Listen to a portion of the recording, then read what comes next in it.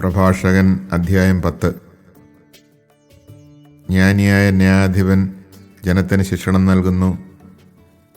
അറിവുള്ളവൻ ചിട്ടയോടെ ഭരിക്കുന്നു. ഭരണാധിപനെപ്പോലെ പരിജനം, രാജാവിനെപ്പോലെ പ്രജകളും. വിവരമില്ലാത്ത രാജാവ് ജനത്തിന് വിനാശം. രാജ്യത്തിൻ്റെ ഐശ്വര്യത്തിന് നിദാനം രാജാവിൻ്റെ ജ്ഞാനമാണ്. കർത്താവിൻ്റെ കരങ്ങളാണ് ഭൂമിയെ നിയന്ത്രിക്കുന്നത്. അവിടുന്ന് തക്ക സമയത്ത് യോഗ്യനായ ഭരണാധിപനെ നിയമിക്കുന്നു. മനുഷ്യൻ്റെ വിജയം കർത്താവിൻ്റെ കരങ്ങളിലാണ്. നിയമജ്ഞൻ്റെ മേൽ അവിടുന്ന് ബഹുമതി ചൊരിയുന്നു. എന്തു കുറ്റത്തിനായാലും അയൽക്കാരന് തിന്മ ചെയ്യരുത്. വികാരാവേശം കൊണ്ട് ഒന്നും പ്രവർത്തിക്കരുത്.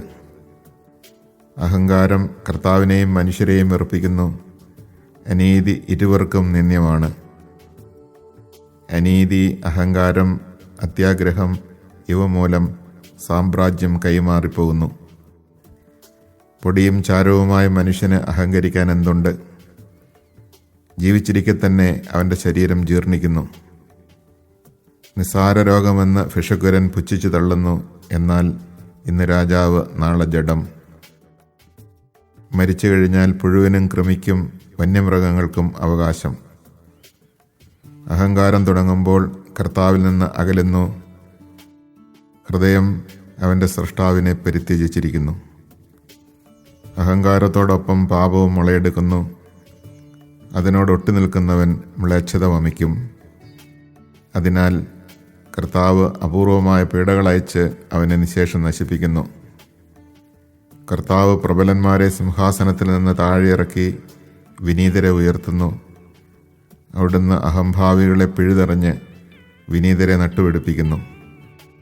കർത്താവ് ജനതകളുടെ രാജ്യങ്ങൾ സമൂലം നശിപ്പിക്കുന്നു. അവിടുന്ന് അഹങ്കാരികളുടെ അടയാളം പോലും തുടച്ചു മാറ്റുന്നു.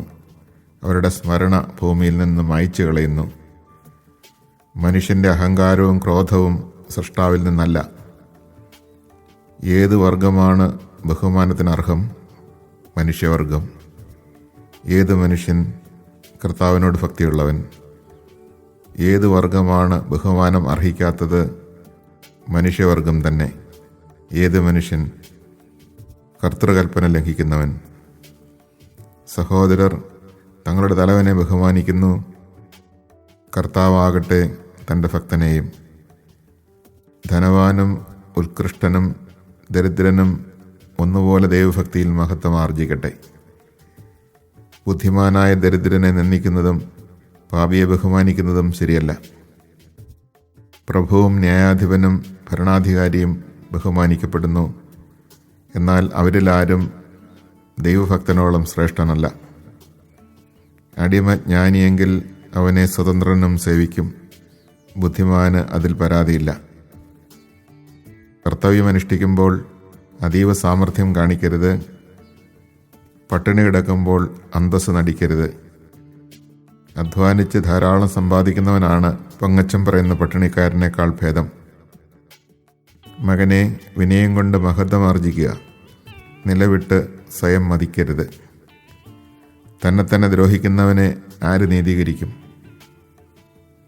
തന്നെ അവഹേളിക്കുന്നവനെ ആര് ബഹുമാനിക്കും?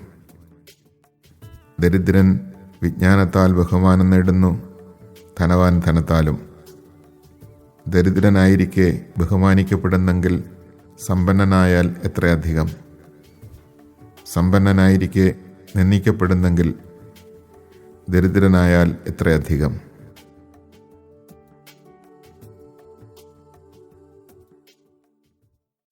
Chapter 10.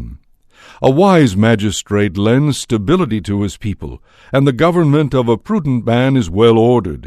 As the people's judge, so are his ministers, as the head of a city its inhabitants. A wanton king destroys his people, but a city grows through the wisdom of its princes. Sovereignty over the earth is in the hand of God, who raises up on it the man of the hour. Sovereignty over every man is in the hand of God, who imparts his majesty to the ruler. No matter the wrong, do no violence to your neighbor, and do not walk the path of arrogance. Odious to the Lord and to men is arrogance, and the sin of oppression they both hate. Dominion is transferred from one people to another because of the violence of the arrogant. Why are dust and ashes proud? Even during life man's body decays. A slight illness, the doctor jests, a king today, tomorrow he is dead. When a man dies, he inherits corruption, worms and gnats and maggots. The beginning of pride is man's stubbornness in withdrawing his heart from his Maker. For pride is the reservoir of sin, a source which runs over with vice. Because of it God sends unheard of afflictions and brings men to utter ruin. The thrones of the arrogant God overturns, and establishes the lowly in their stead. The roots of the proud God plucks up, to plant the humble in their place. He breaks down their stem to the level of the ground, then digs their roots from the earth. The traces of the proud God sweeps away, and effaces the memory of them from the earth. Insolence is not allotted to a man, nor stubborn anger to one born of woman. Whose offspring can be in honor? Those of men. Which offspring are in honor? Those who fear God. Whose offspring can be in disgrace? Those of men. Which offspring are in disgrace? Those who transgress the commandments. Among brethren their leader is in honor. He who fears God is in honor among his people. Be it tenant or wayfarer, alien or pauper, his glory is the fear of the Lord. It is not just to despise a man who is wise but poor, nor proper to honor any sinner. The prince, the ruler, the judge are in honor, but none is greater than he who fears God. When free men serve a prudent slave, the wise man does not complain. Flaunt not your wisdom in managing your affairs, and boast not in your time of need. Better the worker who has plenty of everything than the boaster who is without bread. My son, with humility have self-esteem, prize yourself as you deserve. Who will acquit him who condemns himself? Who will honor him who discredits himself? The poor man is honored for his wisdom, as the rich man is honored for his wealth. Honored in poverty, how much more so in wealth? Dishonored in wealth, in poverty how much the more?